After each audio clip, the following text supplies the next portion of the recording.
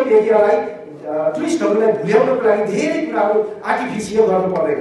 अहिले विकासको नाममा नेपालमा के भइरहेको छ भन्दा अग्लो ठाउँमा गएर अग्लो किचनले भ्यू टावर बनाउने प्रचलन चलिराखेको छ।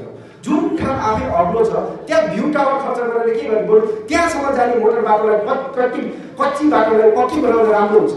जस्तो कि म हिजो मात्रै के छ सराककोट गएको थिएँ। सराककोटमा हेर्न जाँदाखेरि अग्लो टावर थियो। म पहिलापट्टि के हुन्थ्यो भन्दा सराककोटको डाँडामा चढ्ने बित्तिकै के फिल हुन्थ्यो भन्दा माछा पुछ्ने ऐना चाहिँ अगाडि हुन्थ्यो भन्ने कुरा थियो। तर अहिले चाहिँ त्यो अग्लो टावर बनेको छ जो आवश्यक छैन। त्यसले गर्दा विकासको क्रमलाई पनि हामीले कसरी हुन्छ त्यसलाई विकासलाई पनि एउटा नियमित रूपमा एउटा सकारात्मक रूपमा गर्दाखेरि राम्रो हुन्छ भन्न चाहन्छु। र हाम्रो पोखरा मार्ग गर्दा यो एउटा विकासको एउटा परिकल्पना के गर्न सकिन्छ भन्दाखेरि हामीले बेग्लास ताल र फेवा तालको पानीलाई जोडेर मात्रै त्यो विकासलाई जोइन गरेर एउटा ढुङ्गा मात्रै चलाउन सकियो भने हजारौँ लाखौँ हामीले के छ भने टुरिस्टहरू यहाँ भित्राउन सक्छौँ। धेरैभन्दा धेरै डलरको आम्दानी हामीले गर्न सक्छौँ।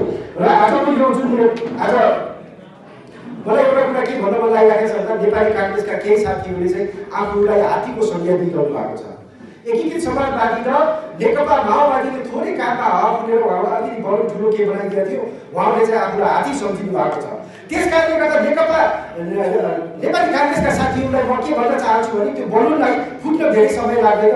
छुस्स हामीले एउटा पिन घोद्दै मात्रै हुन्छ। त्यस कारणले गर्दाखेरि त्यस्ता धन्यपूर्ण भाषणहरूलाई नत्र हुन्छ। हाम्रो एकीकृत समाजवादी ७७ जिल्लामा हामी चुनाव गर्न तयार छौँ भन्ने म जानकारी गराउँदै यो भव्य कार्यक्रमको सफलताको कामना गर्दछु। नेता कमरेडले बोल्न पनि होला। यो आएको छ। धन्यवाद।